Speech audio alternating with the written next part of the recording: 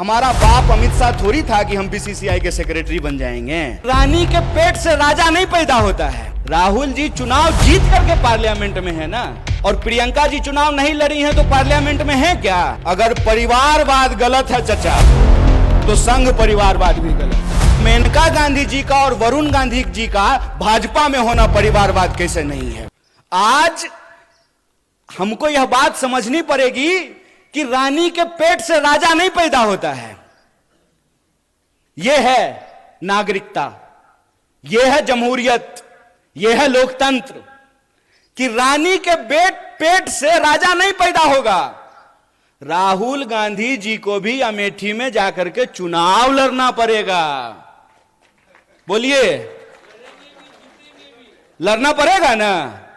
यह लोकतंत्र है। एक बात बताइए, इंदिरा जी चुनाव नहीं लड़ी थी? लड़ी थी ना। राजीव जी चुनाव नहीं लड़े थे? लड़े थे ना। राहुल जी चुनाव लड़ रहे हैं ना। राहुल जी चुनाव जीत करके पार्लियामेंट में है ना, और प्रियंका जी चुनाव नहीं लड़ी हैं तो पार्लियामेंट में है क्या? तो यह परिवारवाद की नई कहानी हमको सुना रही है। तो आप सब अपने मन में विचार कीजिए। आजाद होने का मतलब है आजाद ख्याल से प्रश्न करना। मैं मंच पे खड़ा हूं तो मैं जो भी बोलूंगा उसको आप यूं ही सच मत मान लीजिए। आप अपने मन में विचार कीजिए कि अगर भाजपा कहती है कि राहुल गांधी जी का सांसद बनना परिवारवाद है, तो अमित शाह का जो बेटा है, देखें उसका मुंह देखें जय शाह का है? उसका बीसीसीआई का सेक्रेटरी बनना परिवारवाद है कि नहीं है? और ज्योतिरादित्य सिंधिया जब यूपीए में मंत्री थे, उनके पिताजी भी मंत्री थे, माधवराव सिंधिया। तो जब तक वो कांग्रेस में थे तब तक परिवारवाद था, और जो ही मोदी जी के बगल में जाकर के बैठ गए हैं तो ताली बजा रहे हैं। आहा हा हा हा, उनकी सूरत देख रहे हैं। इतना मूर्ख हैं हम लोग, इतना मूर्ख बनाएंगे ये हमको कि हमारी पार्टी में परिवारवाद है। जो ही आप आरएसएस में शामिल हो जाइएगा तो वो संघ परिवारवाद हो जाता है। अगर परिवारवाद गलत है चचा, तो संघ परिवारवाद भी गलत है। ऐसा नहीं होगा कि हमारे लिए परिवारवाद गलत है और आपके लिए परिवारवाद सही हो जाएगा। मैं ये एग्जाम्पल हमेशा लोगों को देता हूं कि सोनिया जी का कांग्रेस में होना और राजीव जी का कांग्रेस में होना परिवारवाद है, तो मेनका गांधी जी का और वरुण गांधी जी का भाजपा में होना परिवारवाद कैसे नहीं है? बताइए, बोलिए। बेवकूफ बना रहे हो। तुम्हारा खेल हम समझते हैं, और इसका खेल जानते हैं हम क्यों समझते हैं? क्योंकि हमारे जैसे लोग राजनीति को कभी अपना कैरियर नहीं समझते हैं। हमने, और ये मैं पब्लिकली बोल रहा हूं आपके सामने, ये जो आप तमाम लोग यहां बैठे हुए हैं ना, हमने आपका नमक खाया है। आप जो टैक्स देते हैं, उस टैक्स के पैसे से हमने दिन रात पढ़ाई करके पीएचडी की है। हमारा बाप अमित शाह थोड़ी था कि हम बीसीसीआई के सेक्रेटरी बन जाएंगे हैं?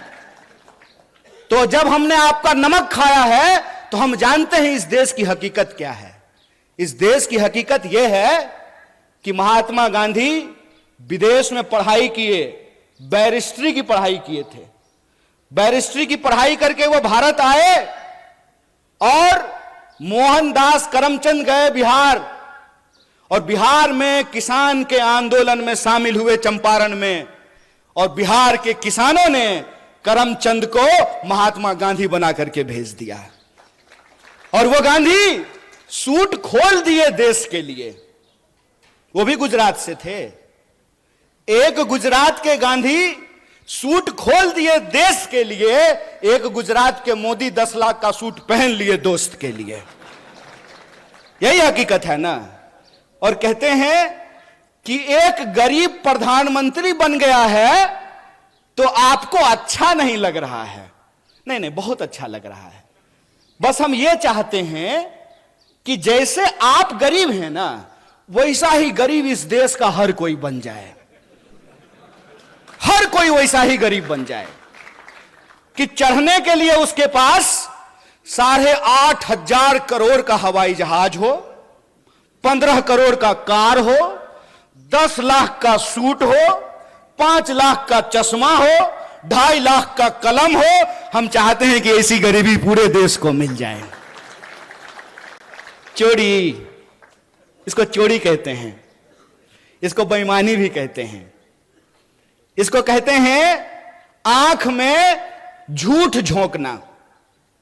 और ये हमारे आंख में झूठ झोंक रहे हैं। हमको यह बात समझनी पड़ेगी कि आज हमारे मुल्क में हमारी सबसे बड़ी समस्या क्या है, हम किन समस्याओं से जूझ रहे हैं और किस तरीके से हमारा ध्यान भटकाया जाता है।